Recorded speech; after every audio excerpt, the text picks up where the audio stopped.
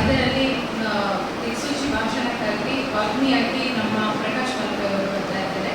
ಹಾಗೆ ನಮ್ಮ ಜಿಲ್ಲಾಧ್ಯಕ್ಷರು ಅವರು ನಮ್ಮ ಹತ್ತರಕಟ್ಟೆಯಾಗಿ ಜನಾಂಗದ ಸಮುದಾಯದವರಿಗೆ ಅವರಿಗೆ ಸನ್ಮಾನವನ್ನು ಅವರು ಮಾಡಲಿದ್ದಾರೆ.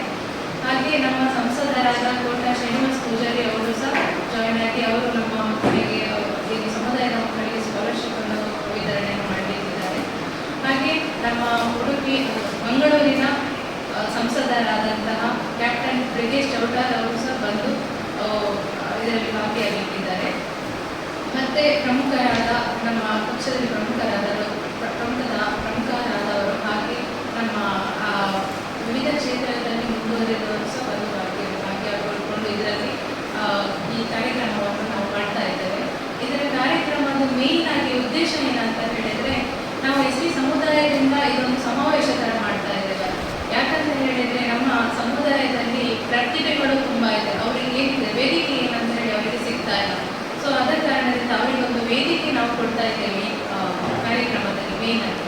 ಮತ್ತೆ ನಮ್ಮ ಹತ್ತರಕಟ್ಟೆಯಲ್ಲಿ ಅಂತ ಹೇಳಿದ್ರೆ ನಮ್ಮ ನಗರ ಭಾಗದಲ್ಲಿ 18 ಹತ್ತರಕಟ್ಟೆ ಬರ್ತದೆ. ಆ 18 ಹತ್ತರಕಟ್ಟೆಯವರಿಗೆ ನಾವು ಸನ್ಮಾನದ ಕಾರ್ಯಕ್ರಮವನ್ನು ಸಹ ಮಾಡ್ತಾ ಇದ್ದೇವೆ. ಅಂತ ಹೇಳಿದ್ರೆ ಅವರಿಗೆ ಒಂದು ಗುರುತಿಸುವ ಕಾರ್ಯಕ್ರಮ ಮಾಡ್ತಾ ಇದ್ದೇವೆ.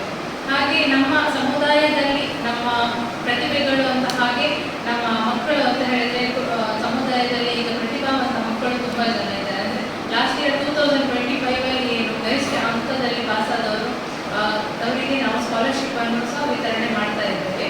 ಅದರ ಜೊತೆಗೆ ನಾವು ಒಂದು ಸಮುದಾಯಕ್ಕೆ ಸರ್ಕಾರದಿಂದ ಏನೆಲ್ಲ ಸವಲತ್ತು ಸಿಗ್ತಾ ಇದೆ ಅದರ ಒಂದು ಬುಕ್ಕನ್ನು ಸಹ ಬಿಡುಗಡೆ ಮಾಡ್ತಾ ಇದ್ದೇವೆ. ಅದರ ಜೊತೆಗೆ ಮತ್ತೆ ಏನಂತ ಹೇಳಿದ್ರೆ